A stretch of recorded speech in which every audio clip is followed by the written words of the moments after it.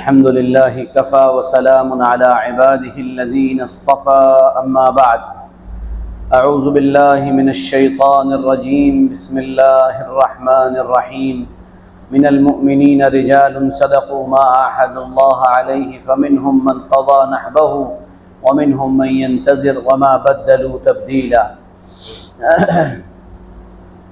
صدق الله العظيم وقال رسول الله صلى الله عليه وعلى آله وأصحابه وسلم من كنت مولاه فعلي مولاه أو كما قال صلى الله عليه وسلم اللهم صل على سيدنا مولانا محمد وعلى آل سيدنا مولانا محمد وبارك وسلم اللهم صل على سيدنا مولانا محمد وعلى آل سيدنا مولانا محمد وبارك وسلم يا رب صل وسلم دائما أبدا على حبيبك خير الخلق كلهم جزا الله عنا محمدا صلى الله عليه وسلم بما هو أهله۔ اللہ تعالیٰ نے انسان کو پیدا فرما کر اس انسان میں بہت سے جذبات رکھے ہیں۔ جذبات اچھے بھی ہوتے ہیں اور برے بھی ہوتے ہیں۔ دنیا میں کوئی انسان ایسا نہیں ہے جس کے اندر جذبات نہ ہوں یا جو ایموشن لیس ہو۔ ہر آدمی کے اندر اچھے اور برے جذبات یقینی طور پر پائے جاتے ہیں۔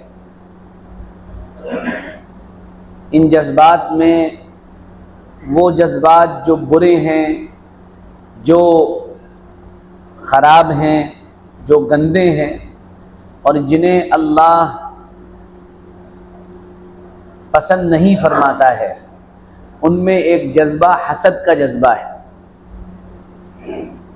جس کو ہم جیلس کہتے ہیں۔ حسد انسان میں اس لیے پیدا ہوتا ہے، یا یہ کہیے کہ حسد کہا جاتا ہے کہ انسان یہ سوچے کہ جو فلاں آدمی ہے اس کے اندر جو خوبی ہے یا جو اچھائی ہے یا اس کے پاس اللہ کی دی ہوئی کوئی نعمت ہے، وہ نعمت میرے پاس آئے یا نہ آئے، مجھے ملے یا نہ ملے، میں اس کا حقدار بنوں یا نہ بنوں، بس بات اتنی ہے کہ یہ اس آدمی کے پاس سے چلی جائے۔ جیسے کوئی آدمی اپنے پڑوسی سے حسد کرتا ہے تو وہ یہ چاہتا ہے کہ اس کے پاس جو پیسہ، جو شہرت، جو بھی کچھ ہے، وہ اس کے پاس نہ رہے، اس کے پاس سے چلا جائے، مجھے ملے یا نہ ملے۔ اس کو حسد کہا جاتا ہے۔ چونکہ انسان جب سے ہے اس کے اندر یہ جذبات موجود ہیں۔ جناب نبی کریم صلی اللہ علیہ وعلیٰ آلہ وسلم کے دور میں، ابتدائی دنوں میں، آپ صلی اللہ علیہ وسلم، ظاہر سی بات ہے، فضل اور کمالات اور اللہ کی عنایات اور اللہ کی عطا اور اللہ کی بخشش، ظاہری حسن، باطنی حسن، ظاہری کمالات، باطنی کمالات، اچھائیاں سراپا اللہ کے نبی صلی اللہ علیہ وسلم کا ایسا تھا کہ پوری مخلوق فدا تھی آپ صلی اللہ علیہ وسلم پر، اور آپ اللہ تعالیٰ کے گویا کہ رحمتوں کا ایک ریسورس تھے، ایک منبع اور ایک مرکز تھے۔ تو آپ صلی اللہ علیہ وسلم سے تو یقینی طور پر صحابہ کو جو مثالی محبت تھی وہ تو اس کی تو ایک تاریخ ہے پوری، لیکن آپ صلی اللہ علیہ وسلم کے خاندان سے اس دور میں کچھ خاندان ایسے بھی تھے جن کی پرانی آپسی دشمنیاں تھیں اور رقابتیں تھیں۔ فیروز آباد کی زبان میں ٹشن بازی تھی، کہتے نا ہم لوگ پرانی چلی آ رہی ہے، چھوڑیں گے نہیں۔ تو یہ پرانی رقابتیں تھیں۔ جب اللہ کے نبی صلی اللہ علیہ وسلم بنو ہاشم میں پیدا ہو گئے اور آپ کی نسل کا سلسلہ چلا، اور پھر بعد میں وہ لوگ مسلمان ہوئے، تو آپ صلی اللہ علیہ وسلم نے اس بات کو محسوس کر لیا تھا کہ یہ لوگ مجھ سے تو نہیں، البتہ میری آل اولاد سے، میرے رشتہ داروں سے، میرے تعلق والوں سے، میرے خاندان والوں سے کسی نہ کسی درجے میں اپنے اندر کچھ نہ کچھ رکھتے ہیں، کچھ نہ کچھ حسد ہے۔ اس کی اطلاع اللہ کے نبی صلی اللہ علیہ وسلم کو وقتاً فوقتاً ملتی رہتی تھی، اور جب جب یہ اطلاع اللہ کے نبی صلی اللہ علیہ وسلم کو ملی ہے تو آپ صلی اللہ علیہ وسلم نے اس بات کو سننے کے بعد فوراً ایکشن لیا ہے، اور عام لوگوں کو خطاب کرتے ہوئے باقاعدہ اپنی اور اپنے خاندان کی فضیلت بیان فرمائی۔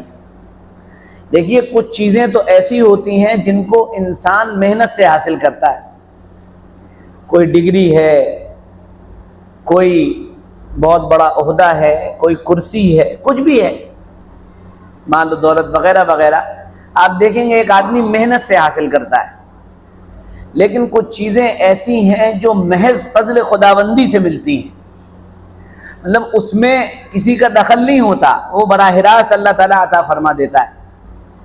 اس میں ذاتی وجاہت ہے، اس میں کسی انسان کا کسی خاندان میں پیدا ہو جانا ہے، اور اس میں بھی اصول یاد رکھیے، بنیاد یاد رکھیے، کسی انسان کا کسی خاندان میں پیدا ہو جانا یہ اس کا اپنا کمال نہیں ہے، اس نے تو کوئی اپلیکیشن نہیں لگائی تھی نا کہ مجھے فلاں خاندان میں پیدا کیا جائے، تو اللہ نے پیدا کیا، جو جس ظرف کا تھا اور جس حیثیت کا تھا اللہ تعالیٰ نے وہاں اسے پیدا کر دیا۔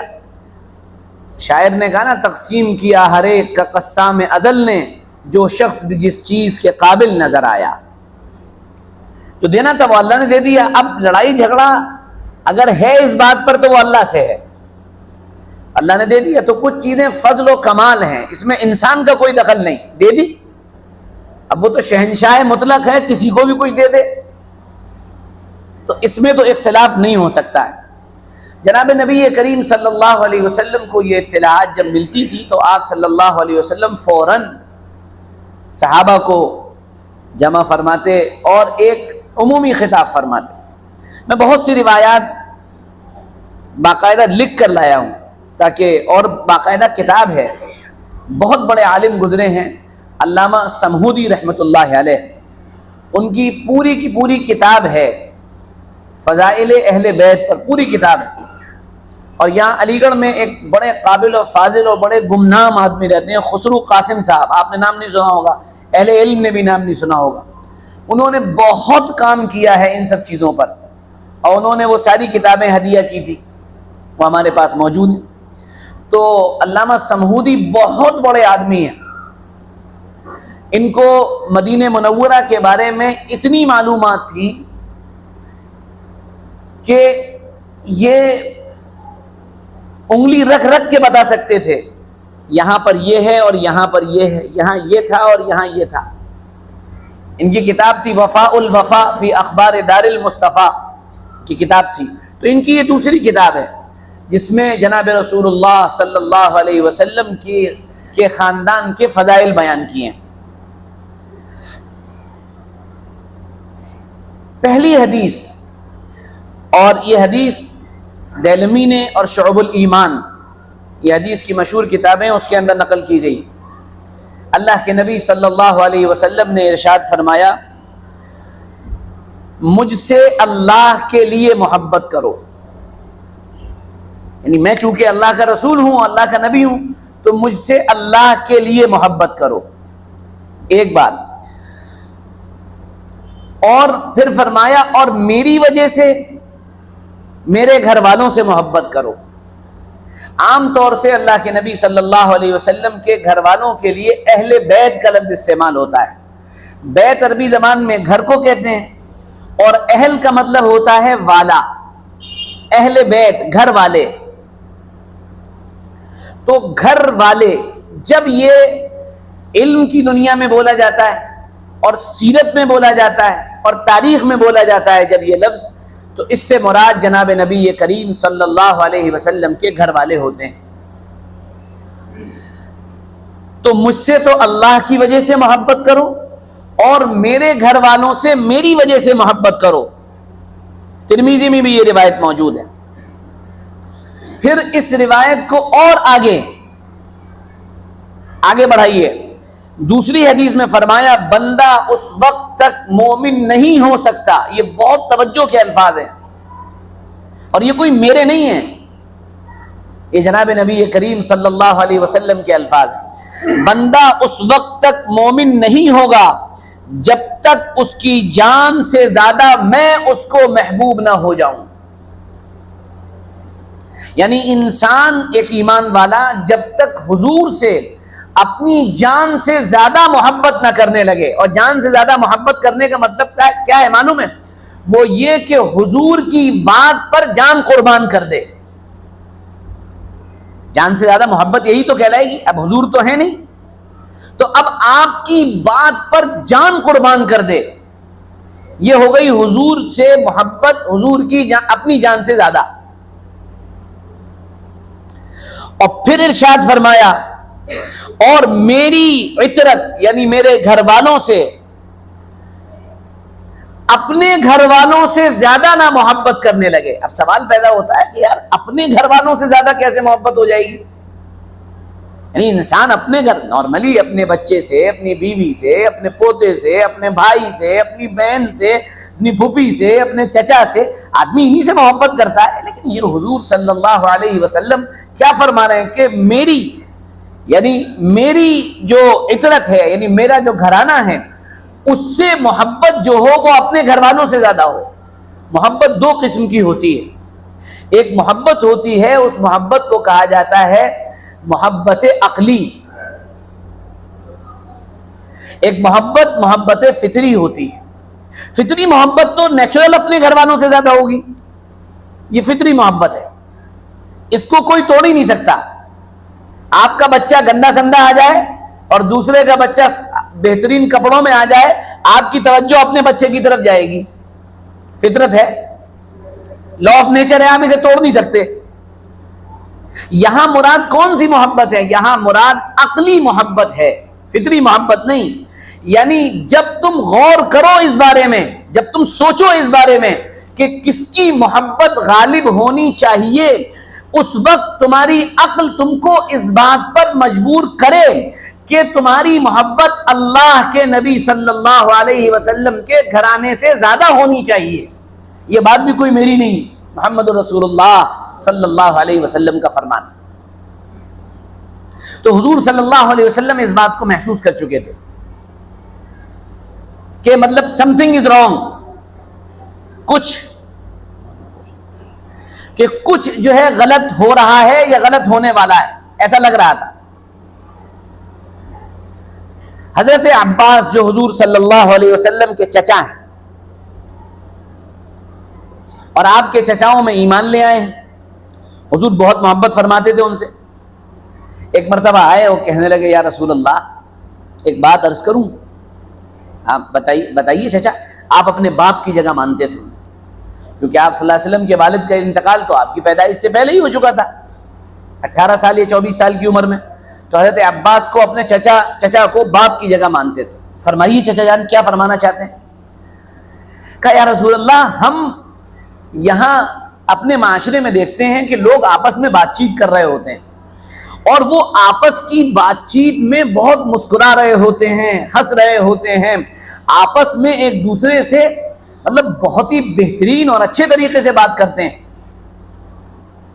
لیکن یا رسول اللہ ہم کیا بتائیں آپ کو، جیسے ہی ہم لوگ پہنچتے ہیں، یعنی آپ کا خاندان، میں پہنچتا ہوں یا کوئی اور آپ کا رشتہ دار پہنچتا ہے، تو میں یہ دیکھتا ہوں کہ ان لوگوں کے چہرے بدل جاتے ہیں، ہم کینہ محسوس کرتے ہیں ان کے دلوں میں۔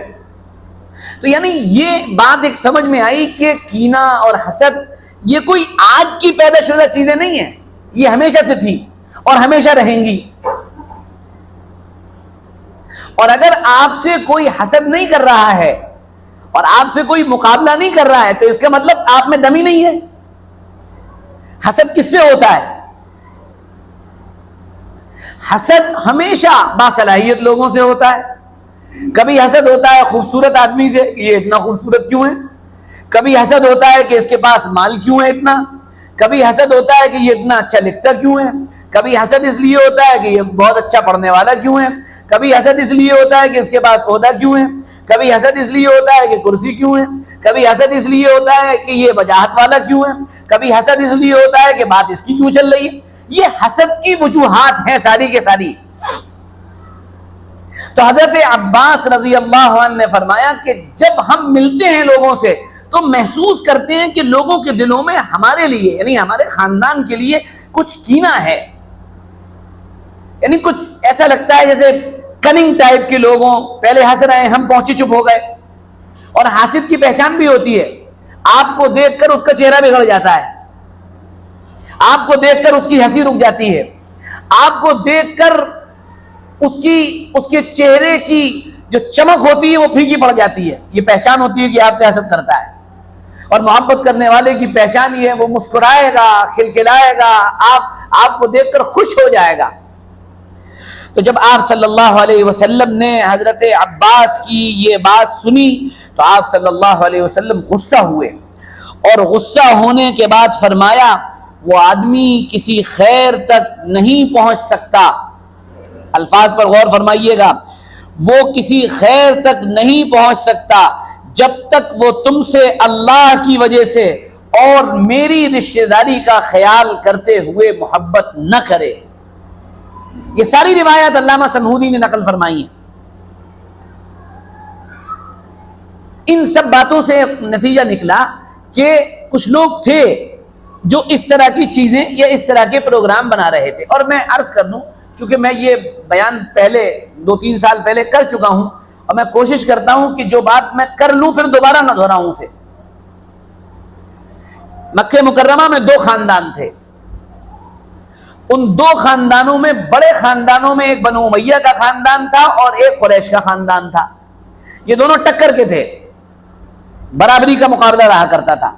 بنو امیہ بھی بڑے قابل و فاضل تھے، ان کی جو ایڈمنسٹریٹو پاور تھی وہ بڑی زبردست تھی۔ اور مزے کی بات یہ ہے جناب نبی کریم صلی اللہ علیہ وسلم نے 4 میں سے 3 لڑکیاں بنو امیہ میں دی ہیں، حضرت کلثوم، حضرت رقیہ، حضرت زینب، ان تینوں کو بنو امیہ میں دیا ہے۔ ابو العاص وہ بھی بنو امیہ کے تھے، حضرت عثمان رضی اللہ عنہ وہ بھی بنو امیہ کے خاندان کے تھے۔ یعنی جب آدمی کسی کو اپنی لڑکی دے تو اس کا مطلب یار وہ خاندان بڑا اسٹیٹس والا ہے، مطلب ہلکا نہیں ہے، مطلب مضبوط خاندان ہے۔ لیکن بہرحال یہ مقابلہ تھا۔ آپ نے دیکھا ہوگا جب 2 خاندان برابری کے ہوں پیسے میں اس میں تو وہ اندر خانے جنگ چلتی ہے، تیرے پاس کون سی گاڑی کہ میں تھار لے آیا کہ ٹھیک ہے میں جو ہے اب اگلی والی لا رہا ہوں کہ کون سی کہ میں تھار کا میں ٹاپ ماڈل لے آ رہا ہوں، میں فلانا لے آ رہا ہوں، میں یہ والی گاڑی لے آ رہا ہوں۔ یہ ایک مقابلہ چلتا ہے اندر اندر، اور یہ مقابلہ باہر نہیں معلوم ہوتا، کبھی کبھی یہ مقابلہ باہر ہو جاتا ہے۔ آپ اگر اس بات کو سمجھ لیں گے تو پوری بات سمجھ میں آ جائے گی۔ آپ صلی اللہ علیہ وسلم یہ سمجھنے لگے تھے، اور یہ کمنٹ بازی چلتی رہتی ہے، اور یہ اس دور میں بھی چل رہی تھی۔ یہ کمنٹس ہوتے تھے، اللہ کے نبی صلی اللہ علیہ وسلم کے خاندان والوں پر کمنٹ ہوتے تھے۔ اور ظاہر سی بات ہے جب 2 مقابلے کے لوگ ادھر بھی بڑھے اور ادھر بھی بڑھے تو پھر تو ذرا ٹشن چلتی ہے نا، وہ بھی طاقت والے اور یہ بھی طاقت والے، ان کے پاس بھی پاور اور ان کے پاس بھی پاور۔ لیکن فرق یہ تھا کہ قریش یعنی بنو ہاشم میں سیدنا محمد رسول اللہ صلی اللہ علیہ وسلم تشریف لے آئے، تو ظاہر سی بات ہے اب وہ جہاں پر حضور آ گئے، وہ نبیوں میں رحمت لقب پانے والا، مراد غریبوں کی برلانے والا، وہ جب جہاں آ گیا تو ختم، پھر تو ساری چیزیں ختم ہو گئیں۔ تو اللہ کے نبی صلی اللہ علیہ وسلم کی پیدائش اور آپ صلی اللہ علیہ وسلم کا بنو ہاشم میں آ جانا، اس سے بنو ہاشم کا جو رتبہ تھا یہ بڑا اونچا ہو گیا تھا۔ یہ بہت اوپر چلے گئے تھے. جہاں ظاہر سی بات ہے جہاں کملی والا کھڑا ہو گیا, جہاں محمد رسول اللہ صلی اللہ علیہ وسلم جدھر کھڑے ہو گئے اور جہاں آپ کا قدم رکھ گیا, اس کا مقابلہ تو پھر دنیا میں کوئی کر ہی نہیں سکتا ہے. سیدھی سیدھی بات. اب ہوا یہ جو کمنٹ بازیاں چلتی تھی, میں اس کی مثال دے رہا ہوں. ابو لہب کی, جو آپ صلی اللہ علیہ وسلم کا سگا چچا تھا, ہے نا, جس کے بارے میں تبت یدا ابو لہب آئی ہے.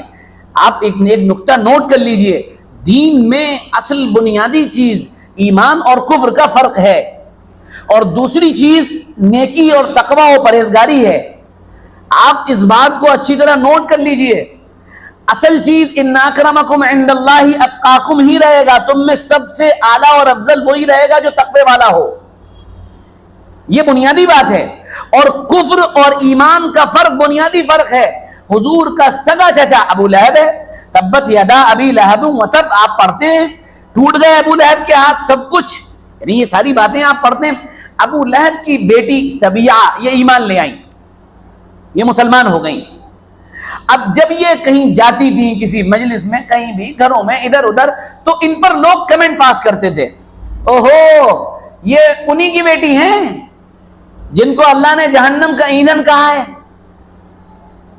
یہ ابو لہب کی بیٹی ہے. وہی ابو لہب, وہی تبت یدا ابی لہب وتب, جس کے بارے میں قرآن کی آیت نازل ہوئی, انہی کی بیٹی ہیں.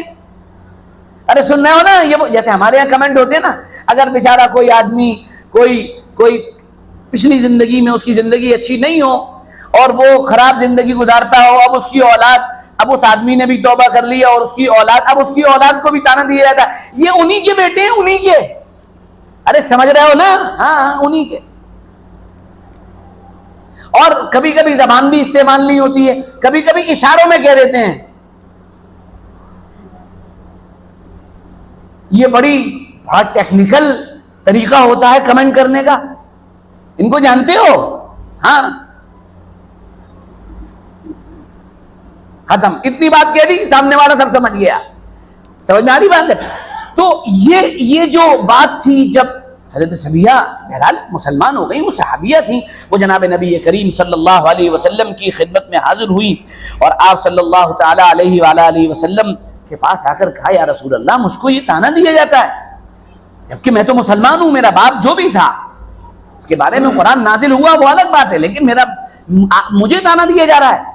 آپ صلی اللہ تعالی علیہ وسلم کھڑے ہوئے اور ارشاد فرمایا, لوگ میرے نسب اور میری جو رشتہ داریاں ہیں یا میرے جو رشتہ دار ہیں ان کو تکلیف دے رہے ہیں, ایذا دے رہے ہیں. یاد رکھنا, جس نے میرے رشتہ داروں کو تکلیف دی اس نے مجھے تکلیف دی, اور جس نے مجھے تکلیف دی اس نے اللہ کو تکلیف دی. جو غور کرنے کی بات ہے, یہ بالکل فطری بات بیان ہو رہی ہے. یعنی اگر کوئی آپ کے کسی رشتہ دار کو کوئی غلط بات کہے, آپ کو تکلیف ہوگی. آپ کی آپس میں کتنی بھی لڑائیاں چل رہی ہوں, لیکن اگر آپ کے رشتہ دار پر کوئی کمنٹ غلط ہو گیا تو آپ کہیں گے یار یہ کون سی بات ہے تم نے بھائی, یار ہمارے تم بھتیجے کو تم غلط کہو گے. اب بھتیجے سے کتنی بھی ٹشن ہو, بھانجے سے کتنی بھی ٹشن ہو, کتنے بھی اختلافات ہوں, لیکن اگر کوئی باہر والا کہے گا تو آپ غصہ ہو جائیں گے, ناراض ہو جائیں گے, یہ کیسی بات کہہ رہے تم. تو جناب نبی کریم صلی اللہ علیہ وسلم نے کھڑے ہو کر فرمایا کہ میں دیکھ رہا ہوں تم لوگ میری رشتہ داری اور میری رشتہ داری کا لحاظ نہیں کر رہے ہو, میرے رشتہ داروں کو تکلیف دے رہے ہو. سنو, جس نے میرے رشتہ داروں کو تکلیف دی اس نے مجھے تکلیف دی, اور جس نے مجھے تکلیف دی اس نے گویا کہ اللہ کو تکلیف دی. ان تمام رشتہ داریوں میں جناب نبی کریم صلی اللہ علیہ وسلم کی سب سے جو قریبی قرابت تھی, وہ قرابت تھی سیدنا علی رضی اللہ عنہ سے. آج دل تھام کے تھوڑا بیٹھیے گا, ہو سکتا ہے 5-10 منٹ زیادہ لگ جائیں, ہے نا, ہاں تھوڑا سا گرمی برداشت کر لیے گا.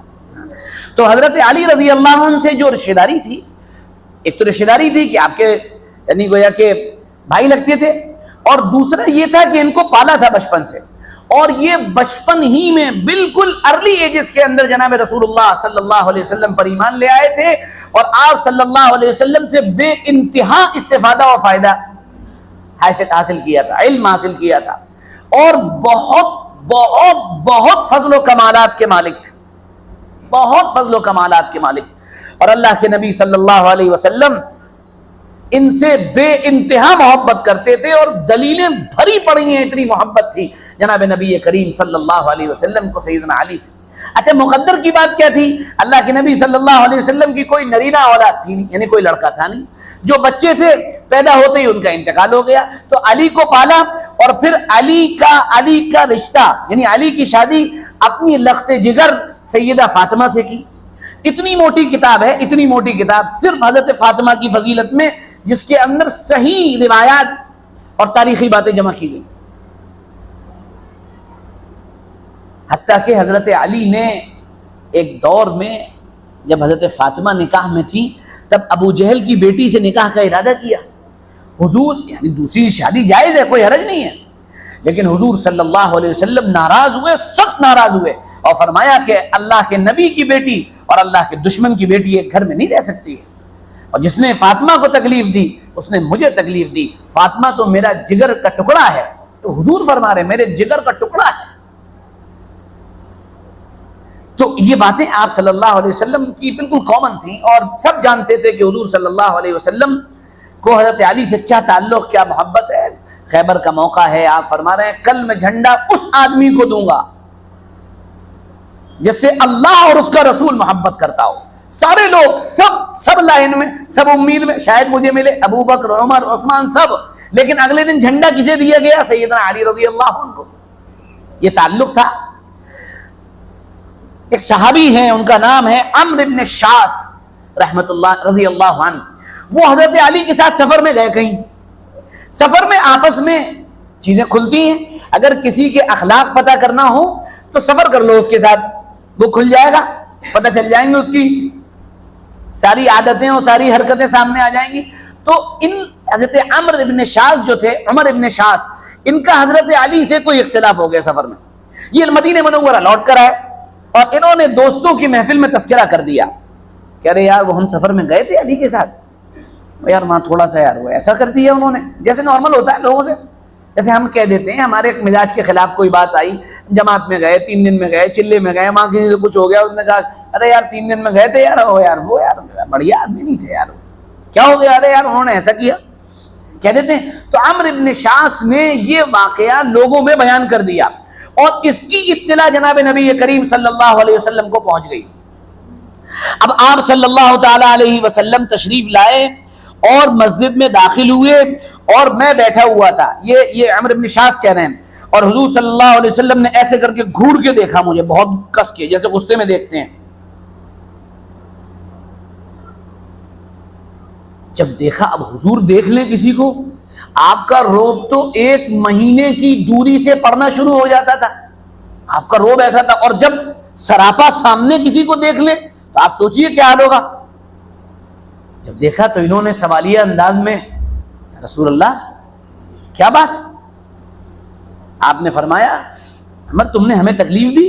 یا رسول اللہ میں اللہ کی پناہ چاہتا ہوں اس بات سے کہ میں آپ کو تکلیف دوں، میں نے آپ کو تکلیف کب پہنچائی؟ میں نے کوئی تکلیف آپ کو نہیں دی۔ آپ نے فرمایا کیا تم نے علی کو تکلیف نہیں دی؟ یا رسول اللہ ہاں سفر میں یہ ہو گیا۔ کہا سنو، تم نے اگر علی کو تکلیف دی تو تم نے مجھے تکلیف دی ہے۔ یعنی یہ میں ایک تمہید باندھ رہا ہوں ابھی آپ کے سامنے، یہ قرابت اور یہ رشتہ داری اور یہ تعلق سیدنا علی سے جناب رسول اللہ صلی اللہ علیہ وسلم کا بالکل واضح صاف سب کے سامنے تھا، سب جانتے تھے، سب سمجھتے تھے کہ اللہ کے نبی صلی اللہ علیہ وسلم کا بڑا قریبی تعلق ہے، یعنی رشتہ داری بھی ہے، دامادی کا تعلق بھی ہے، اور محبت کا تعلق بھی ہے، اور نہ جانے کتنی روایات ہیں جن کو میں چھوڑ دے رہا ہوں اس وقت، جن کو میں بیان نہیں کر رہا ہوں۔ اب ہوا کیا، اللہ کے نبی صلی اللہ علیہ وسلم کی زندگی کا آخری ہفتہ آیا، یہ بڑا اہم ہفتہ ہے۔ اس ہفتے میں اللہ کے نبی صلی اللہ تعالیٰ علیہ وسلم جب بیمار ہوئے، حضرت عباس کہنے لگے علی مجھے معلوم ہے، میں جانتا ہوں ہمارے خاندان میں جب کسی کی موت کا اور کسی کے مرنے کا وقت آتا ہے تو اس کے چہرے پر اسی طرح کے آثار ظاہر ہو جاتے ہیں جیسا کہ اب جناب نبی کریم صلی اللہ علیہ وسلم کے چہرے پر ہو رہے ہیں، اور آپ صلی اللہ علیہ وسلم اس بیماری سے ابھر نہیں پائیں گے، آپ کا انتقال ہو جائے گا، چلو میرے ساتھ چل کر خلافت کے سلسلے میں اپنے بارے میں فیصلہ لے لو۔ حضرت علی نے فرمایا نہ میں نہیں جاؤں گا، میں بالکل نہیں جاؤں گا۔ تو حضرت عباس نے کہا کیوں نہیں جاؤ گے؟ کہا اس لیے نہیں جاؤں گا کہ اگر آج حضور صلی اللہ علیہ وسلم نے مجھے منع کر دیا تو پھر قیامت تک یہ خلافت میرے پاس آئے گی نہیں کبھی بھی، کیونکہ حضرت علی جانتے تھے کہ علی کا مقام بہت اونچا، لیکن سیدنا ابو بکر صدیق کی جو قربانیاں ہیں وہ اپنی جگہ بالکل مسلم ہیں۔ حضور صاف فرما چکے تھے کہ میرے بعد یا اللہ والمؤمنون الا ابا بکر، اللہ اور مومن یعنی سارے ایمان والے یہ ابو بکر ہی پر راضی ہوں گے اور کسی پر راضی نہیں ہو سکتے۔ یہ بات حضرت علی کو معلوم تھی۔ پھر جب اللہ کے نبی صلی اللہ علیہ وسلم کا انتقال ہو گیا اور انتقال کے بعد اللہ کے نبی صلی اللہ علیہ وسلم کا یعنی جنازہ رکھا ہوا ہے اور خلافت کا مسئلہ طے ہونے کا وقت آیا تو سقیفہ بنو ساعدہ کا وہ واقعہ آپ نے سنا ہوگا، وہاں پر حضرت ابو بکر سے بیعت ہوئی اور پھر اس کے بعد آپ صلی اللہ علیہ وسلم کی تجہیز اور تکفین کی گئی، نماز جنازہ پڑھی گئی، آپ کو دفنایا گیا اور یہ سب ہوا۔ حضرت علی رضی اللہ عنہ جناب نبی کریم صلی اللہ علیہ وسلم کے داماد اور سب کچھ یہ اپنے گھر سے نکل کر حضرت ابو بکر کے پاس بیعت کرنے کے لیے نہیں آئے۔ شیعوں نے یہاں سے ایک بہت شاندار پورا پروگرام طے کیا، انہوں نے کہا دیکھا خلافت تو علی کو ملنی تھی، علی راضی نہیں تھے ابو بکر پر، اسی لیے تو علی نے بیعت نہیں کی، 6 مہینے تک رکے رہے۔ لیکن جب بعد میں ابو بکر کے اس مسئلے پر حضرت علی سے سوال کیا گیا کہ آپ بہت دن تک آئے نہیں اور آپ نے ابو بکر سے بیعت کرنے میں دیری کی وجہ کیا تھی؟ کہا پہلی بات تو یہ تھی کہ میری بیوی فاطمہ بیمار تھی، میں اس کی تیمارداری میں لگا ہوا تھا، سب سے اہم مسئلہ یہ تھا، میں اس کو چھوڑ کر آ نہیں سکتا تھا، اس لیے اب ان کا انتقال ہو گیا اور انتقال کے بعد اب مجھے موقع ملا تو میں نے آ کر بیعت کر لی۔ دیٹس آل، چیپٹر کلوز ہو گیا۔ ابو بکر 2.5 سال خلیفہ رہے، اس کے بعد عمر آئے، اب عمر تو پھر عمر ہی تھے، عمر کا تو ڈنڈا چلتا تھا، عمر کا تو کوڑا چلتا تھا، وہاں تو شیطان کا بھی حساب کتاب نہیں تھا، تو عمر کے سامنے تو حساب و کتاب آنا ہی نہیں تھا کسی کا، تو وہ 10.5 سال کا دور بہت اچھا گزرا، حتیٰ کہ حضرت عباس نے فرمایا عمر تم اس امت کے لیے دروازہ ہو، جس دن یہ دروازہ ٹوٹے گا امت پر فتنے ٹوٹ پڑیں گے۔ ابو بکر کے بعد عمر، عمر کے بعد عثمان، حضرت عثمان کے شروع کا 6 سال کا دور بڑا شاندار، بڑا زبردست، بڑا عالی ترقیاتی کاموں کے اعتبار سے بہت ترقی ہوئی ہے ان دنوں میں، اور مال اور اسباب اور دولت اور قلعے اور گھر یہ سارے کے سارے پھیلتے چلے گئے مدینہ منورہ میں، حتیٰ کہ ایک صحابی، ایک تابعی ہیں، وہ بتاتے ہیں میں پہلے بھی آیا تھا مدینہ اور اس کے بعد عثمان کے دور میں آیا تو میں نے دیکھا لوگوں نے بڑے بڑے گھر بنا رکھے ہیں، بلڈنگیں بنا رکھی ہیں، ان کی گڑیاں ہیں، ان کے قلعے بنے ہوئے ہیں اور وہ بڑی عیش کی زندگی جی رہے ہیں۔ حضرت عثمان کے مزاج میں نرمی تھی، اور نرم آدمی وہ ایڈمنسٹریشن نہیں چلا پاتا ہے، وہ ایڈمنسٹریشن کو کنٹرول نہیں کر پاتا ہے۔ 6 سال تک تو معاملہ چلتا رہا، پھر اس کے بعد حضرت عثمان کے داماد مروان بن حکم نے بدماشی شروع کی اور اس کے نتیجے میں ایک اختلاف شروع ہوا، وہ بڑی لمبی چوڑی تاریخ ہے، اس پر میں 10 مرتبہ بات کر چکا ہوں، شاید آپ کے سامنے یہ پہلا موقع ہے۔ خیر، اس کے بعد آخری دور میں اختلاف شروع ہوا اور حضرت عثمان رضی اللہ عنہ کو بلوائیوں نے شہید کیا۔ جب شہید کیا تو اب حضرت علی کے علاوہ کوئی بچا ہی نہیں تھا، کیونکہ ان کا رتبہ ہی اتنا بڑا تھا۔ چنانچہ حضرت علی رضی اللہ عنہ کے ہاتھ پر بیعت ہوئی۔ حضرت علی مدینۃ الرسول کا احترام کرتے ہوئے اپنا دارالخلافہ یعنی اپنی حکومت کا جو کیپٹل تھا اس کو اٹھایا اور کوفہ لے گئے اور کہنے لگے کہ یہاں مدینۃ الرسول ہے، اللہ کے نبی صلی اللہ علیہ وسلم موجود ہیں، کہیں یہاں پر ایسا نہ ہو کہ اس کی بے حرمتی ہو، جیسا کہ عثمان کی شہادت میں بے حرمتی ہوئی، مسجد نبوی کے اندر نماز بند ہو گئی۔ حضرت عثمان شہید کیے گئے اور مظلوم شہید تھے، مظلوم شہید تھے۔ آپ چاہتے تو آپ تلوار اٹھا سکتے تھے، حج کا موقع تھا، مدینہ منورہ میں صحابہ کم تھے، حضرت علی رضی اللہ عنہ اپنے بیٹوں کو حسن اور حسین کو بھیجتے تھے جا کے پہرا دو، کہیں بلوائی عثمان کو شہید نہیں کرتے۔ ارے تھے تو ساڑو، تعلق تھا، محبت تھی، ٹھیک۔ اب اس کے بعد حضرت عثمان جب شہید ہو گئے، اب انہوں نے کہا کہ یہ شہید ہو گئے، اب ان کا انتقام لینا چاہیے، قصاص لینا چاہیے۔ حضرت علی نے فرمایا جن لوگوں نے شہید کیا ہے اس وقت بلوائیوں کا ایسا مجمع ہے کہ ہم ان کو یہاں پر چھانٹ نہیں سکتے، الگ نہیں کر سکتے، ابھی رک جاؤ، پہلے اسٹیبلٹی پیدا ہونے دو، ہم باقاعدہ ان کا انتقام لیں گے، پریشان مت ہونا۔ لیکن 4-4.5 سال کا عرصہ سیدنا علی رضی اللہ عنہ کی حکومت کا بڑا ہی عجیب و غریب گزرا ہے، بڑا پریشان کیا لوگوں نے، اپنوں نے بھی، برائیوں نے بھی، حتیٰ کہ 17 رمضان کو ان کو بھی شہید کر دیا گیا۔ اب حضرت علی رضی اللہ عنہ نے شہادت سے پہلے جتنے ان کے لوگ تھے انہوں نے کہا آپ اپنے بیٹے کو حسن کو سردار بنا دیے، خلیفہ بنا دیے.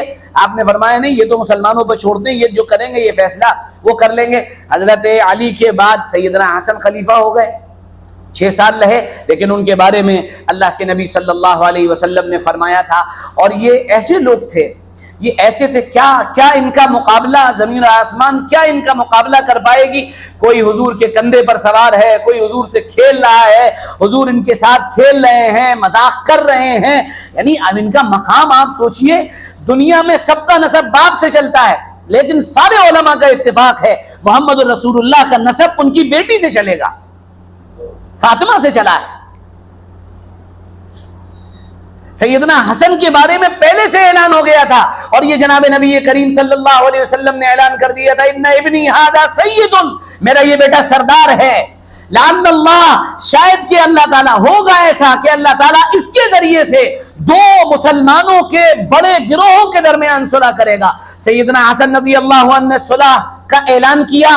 امیر معاویہ رضی اللہ عنہ سے کہا کہ میں صلح کرتا ہوں، اور صلح سے پہلے کی جو تقریر ہے، اگر آپ اس تقریر کو تاریخ میں دیکھیں تو وہ تاریخی تقریر ہے. حضرت حسن نے فرمایا تھا اور اعلان کیا تھا، تم کیا سمجھتے ہو کہ میں ڈر کے صلح کر رہا ہوں؟ میرے پاس اتنے نوجوان ہیں جو سر دھڑ کی بازی میرے لیے لگانے کے لیے تیار ہیں، جو جان کی، مال کی، عزت کی، آبرو کی قربانی میرے لیے دینے کو تیار ہیں، لیکن میں مسلمانوں میں فساد نہیں چاہتا ہوں، اختلاف نہیں چاہتا ہوں، اس لیے میں یہ خلافت کی ذمہ داری معاویہ کو دے رہا ہوں.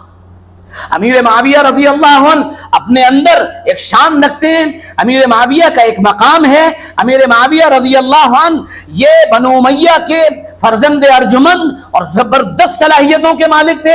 19.5 سال جس آدمی نے روب و دبدبے کے ساتھ حکومت کی ہو، اور جس کے سامنے بڑے سے بڑے لوگوں کو بولنے کی ہمت نہ ہو، اور جن کی صلاحیتوں پر عمر کو اعتماد ہو، اور جن کی صلاحیتوں پر خطاب کے بیٹے نے بھروسہ کیا ہو، آپ کیا سمجھتے ہیں سیدنا امیر معاویہ رضی اللہ عنہ کو؟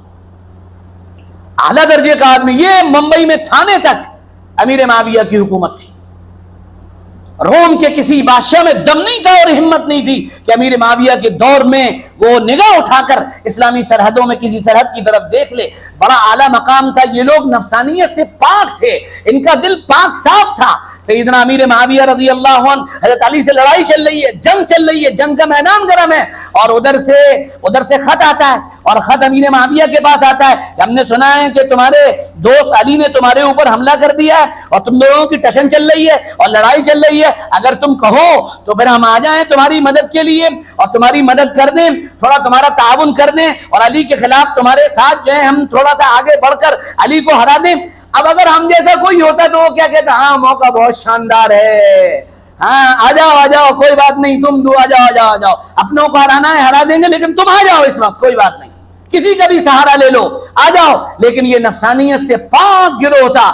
اللہ کے نبی صلی اللہ علیہ وسلم کے صحابی عبداللہ ابن مسعود کا تاریخی جملہ ہے، اولئک اصحاب محمد صلی اللہ علیہ وسلم، یہ اللہ کے نبی محمد الرسول اللہ کے صحابہ ہیں. ابر رہا قلوبا، ان کے دل بڑے پاک صاف ہیں. وعمقہا علما، ان کا علم بڑا گہرا ہے، ان کا علم بڑا گہرا ہے. واقلہا تکلفا، ان کے اندر تکلفات بالکل نہیں ہے. اختارہم اللہ تعالی لصحبت نبی، اللہ نے ان کو اپنے نبی کی صحبت کے لیے چنا ہے. امیر معاویہ کے پاس خط آیا، کیا جواب دیا؟ جواب تاریخ میں محفوظ ہے، اور فرمایا یہ اسی طرح سے موجود ہے، اے رومی کتے، تو نے یہ خط میری طرف سے لکھا، خبردار اسلامی سرحدوں میں کسی سرحد کی طرف اگر تو نے نگاہ اٹھانے کی ہمت بھی کی تو علی کے لشکر سے نکل کر پہلا وہ آدمی جو تیرا سر قلم کرے گا وہ کوئی اور نہیں ہوگا، وہ ابو سفیان کا بیٹا معاویہ ہوگا. اتنے پاک صاف دل لے آئیں گے آپ؟ اتنے اچھے دل لائیں گے کہیں سے آپ؟ یہ بڑے صاف لوگ تھے. امیر معاویہ کا ایک مقام ہے، لیکن جب کمپیریزن کریں گے آپ دو لوگوں میں، جب مقابلہ کریں گے آپ دو لوگوں میں، آپ امیر معاویہ کا مقابلہ حضرت علی سے کرنے لگیں گے تو پھر امام اہل السنہ مولانا عبدالشکور لکھنوی نے اس بات کو بیان کیا، اور تحدیث نعمت جو کتاب ہے مولانا محمد منظور نعمانی کی، اس میں اس کو نقل کیا، اور صاف فرمایا، مولانا عبد الشکور لکھنوی بہت بڑے آدمی ہیں، فرمایا کہ امیر معاویہ کا مقام بہت اعلیٰ، لیکن جس محفل و مجلس میں علی موجود ہو اس محفل و مجلس میں معاویہ کو اگر جوتوں میں جگہ مل جائے تو یہ بھی بڑی غنیمت بات ہے۔ علی علی ہیں، کوئی مقابلہ ہی نہیں ہے۔ اب حضرت امیر معاویہ کا انتقال ہوا، انتقال سے پہلے انہوں نے اپنے بیٹے یزید کو گورنر بنا دیا، ذمہ دار بنا دیا، خلیفہ بنا دیا۔ یزید کے دور میں سیدنا حسین کی شہادت ہوئی، یہ واقعہ آپ بار بار سنتے رہتے ہیں۔ اب مقابلہ، آج تو یہ دور آ گیا کہ لوگ سیدنا حسین کا مقابلہ یزید سے کر رہے ہیں، سیدنا حسین کے مقابلے میں یزید کو پیش کر رہے ہیں۔ ارے کہاں حسین، کہاں یزید؟ کوئی مقابلہ نہیں دونوں میں۔ ایک صحابی رسول ہے، حضرت حسین صحابی رسول ہے، حضور نے اپنے کاندھوں پر، میں نے وہ حدیث نقل کی تھی نا، آپ اپنے کندھوں پر بٹھا کر لے جا رہے ہیں۔ حضرت عمر نے فرمایا کیا شاندار سواری ملی ہے، تو حضور نے فوراً بتایا سوار نہیں دیکھتے ہو کتنا اعلیٰ ہے، سوار بھی تو دیکھو کتنا اعلیٰ ہے، ایسا مقام دیا ہو۔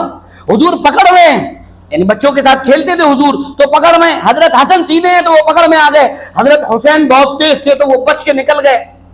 تو حضور صلی اللہ تعالیٰ علیہ وسلم مسکرانے لگے اور پھر اندر تشریف لے گئے۔ اندر سے رونے کی آواز آئی، پوچھا کیا ہوا؟ ام سلمہ بھاگی ہو گئی، یا رسول اللہ کیا ہوا؟ کہا جبرائیل آئے تھے اور ارشاد فرمایا تھا کہ آپ کے اس بیٹے کو آپ کی امت ذبح کر دے گی۔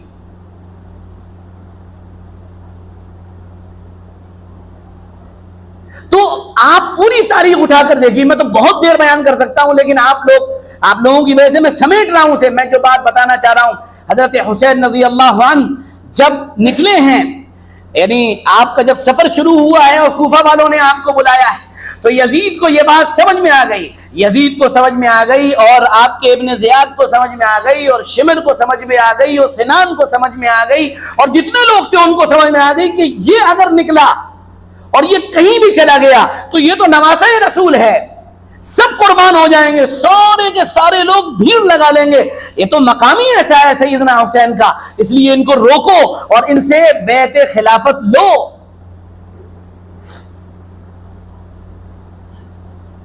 اور اس کے نتیجے میں یہ کربلا کا واقعہ پیش آیا۔ آپ اگر اس واقعے کو سنیں گے بڑا دلدوز اور ہلا دینے والا واقعہ ہے۔ میں اس سب کی تفصیل میں جائے بغیر اس کے آخری لمحات کو نقل کر رہا ہوں کہ حضرت حسین کا جو اسوہ تھا، آپ اس وقت بالکل یعنی 3 شرطیں رکھی تھی۔ نمبر 1، مجھے ڈائریکٹ جانے دو اور یزید سے ملاقات کرنے دو۔ ابن زیاد نے کہا نہیں، منظور نہیں۔ اور نے کہا نمبر 2، میں جہاں سے آیا ہوں مجھے وہاں چلے جانے دو، میں مدینے میں رہوں گا جا کے۔ اور نمبر 3، تیسری بات یہ ہے، مجھے اسلامی سرحدوں میں کسی سرحد کی طرف چلے جانے دو، میں وہاں جہاد کروں گا، جیسے عام لوگ جیتے ہیں ویسے جیوں گا، اور پھر وہیں پر جو اللہ کو منظور ہوگا وہ ہوگا۔ انہوں نے کہا نہیں، یہ بھی منظور نہیں ہے۔ کہا پھر کیا؟ کہا اب یہیں پر آپ کو بیعت کرنی ہے اور یزید کو خلیفہ ماننا ہے۔ انہوں نے کہا نہیں، یہ تو نہیں ہوگا، یہ نہیں ہوگا، یہ نہیں ہو سکتا کہ میں غلط چیز کے سامنے جھک جاؤں، میں اس کو خلافت کا اہل سمجھتا نہیں ہوں، اس لیے میں اس کے سامنے جھکوں گا نہیں، چاہے جو ہو جائے۔ 72 لوگوں کا قافلہ، 72-73 لوگوں کا قافلہ، یہ کم و بیش جتنے بھی لوگوں کا قافلہ تھا، اس میں اکثر شہید کر دیے گئے، اکثر کے اکثر شہید کر دیے گئے، اکثر کے اکثر مار دیے گئے، قتل کر دیے گئے۔ اور جب بالکل آخری وقت ہے، آپ کے ایک بیٹے سیدنا زین العابدین جو بیمار ہیں، بس وہ بچے تھے، اور حضرت حسین کی بیٹی زینب، بہن زینب، وہ ان کی تیمارداری کر رہی ہیں، دیکھ بھال کر رہی ہیں۔ اور یہ اللہ کا بندہ اس حال میں بھی خیمے کے اندر داخل ہوا اور رجز پڑھ رہا ہے، اشعار پڑھ رہا ہے، شعر پڑھ رہے ہیں۔ حضرت زین العابدین کہنے لگے کہ میں سمجھ گیا اشعار، اور میں سمجھ گیا کہ اب میرے باپ کی شہادت کا وقت ہے۔ اور جب موت سامنے نظر آ جائے تو پھر بڑے بڑے ہل جایا کرتے ہیں، بڑے بڑوں کے سینے یعنی جسے کہیں کلیجے منہ کو آنے لگتے ہیں۔ سیدنا حسین نے زین العابدین کی بات، یعنی ان کے اشارہ سمجھ لیا کہ میرے بیٹے کو سمجھ میں آ گیا ہے کہ اب مجھے ذبح کر دیا جائے گا۔ ان کی بہن زینب، یعنی حضرت حسین کی بہن زینب کہنے بھائی آپ کے ساتھ کیا ہونے والا ہے؟ تو جواب میں حضرت حسین نے فرمایا بہن یہ رونے کا وقت ہے، یہ اس طرح سے جزا اور فضا کرنے کا وقت ہے، یہ چلانے کا وقت ہے نہیں، یہ ان سب چیزوں کا وقت نہیں ہے، یہ اللہ کی تقدیر پہ راضی رہنے کا وقت ہے، اور یہ محمد رسول اللہ صلی اللہ علیہ وسلم کی اتباع کا وقت ہے۔ جیسے محمد رسول اللہ میرے نانا ساری دنیا کے مسلمانوں کے لیے نمونہ ہے، تو وہ میرے لیے بھی نمونہ ہے۔ اور اس کے بعد نکلے، یہ تو بار بار آپ یہ واقعہ سن چکے ہوں گے، نکلے اور جیسے شیر ہوتا ہے، جیسے شیر کہ آگے بڑھ کر ہمت نہیں ہوتی کسی کی حملہ کرنے کی، وہ ادھر سے ادھر جا رہے تھے، اور عظمت اور مقام بھی لوگوں کے سامنے تھا کہ کوئی ہمت نہیں کر پا رہا تھا کہ کون تلوار چلائے، کوئی ہمت نہیں کر پا رہا تھا کہ کون تیر چلائے، کوئی ہمت نہیں کر پا رہا تھا کہ کون نیزہ مارے۔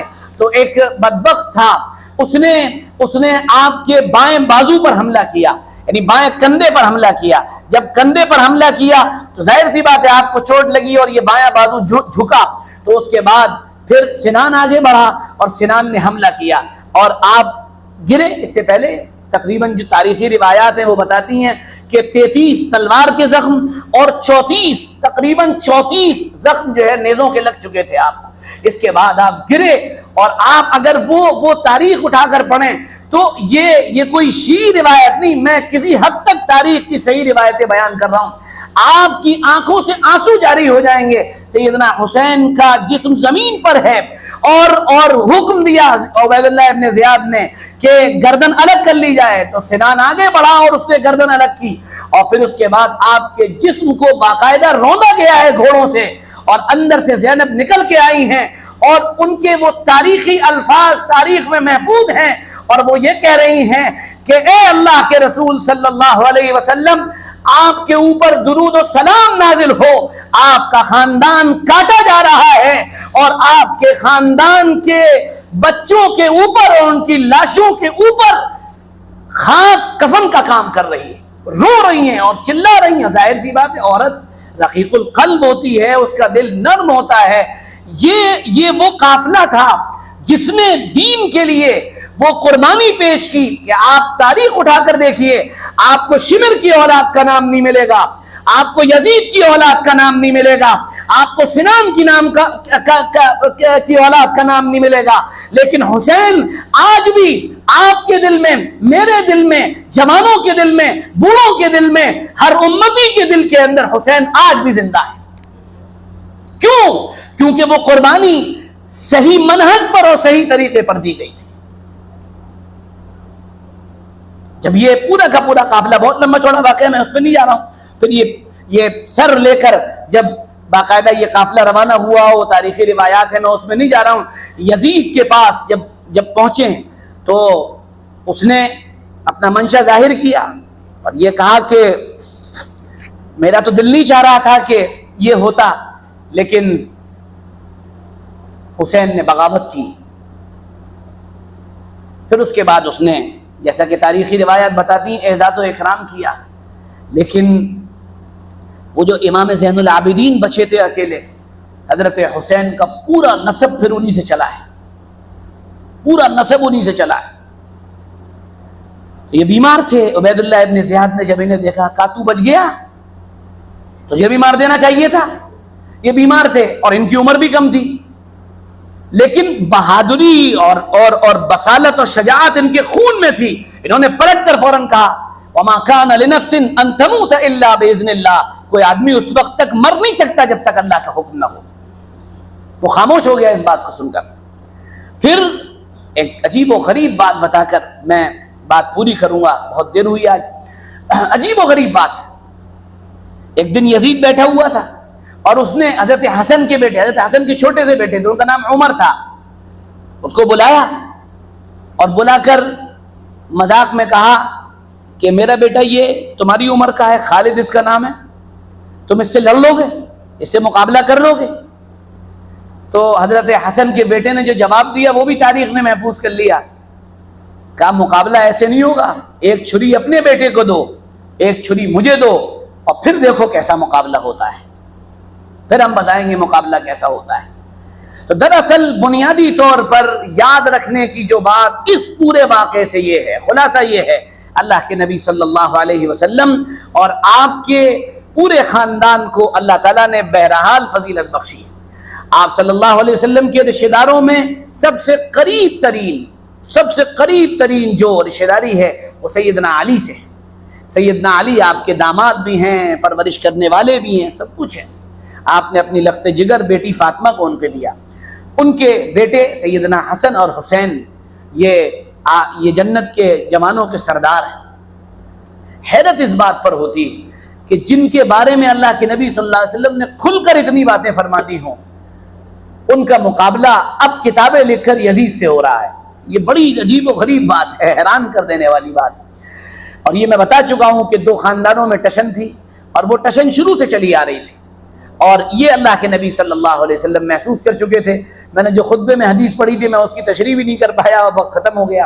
الغرض اسی کے نتیجے میں پھر یہ خلافت کا سلسلہ چلا، اور پھر حضرت علی کی خلافت آئی، پھر حضرت امیر معاویہ کی خلافت آئی، حضرت حسن نے اپنی خلافت چھوڑ دی، اور پھر اس کے بعد امیر معاویہ کے بعد یزید بنا، اور پھر یزید کے دور میں کربلا ہوا، اور آل رسول میں 50 سے زیادہ افراد کو شہید کر دیا گیا۔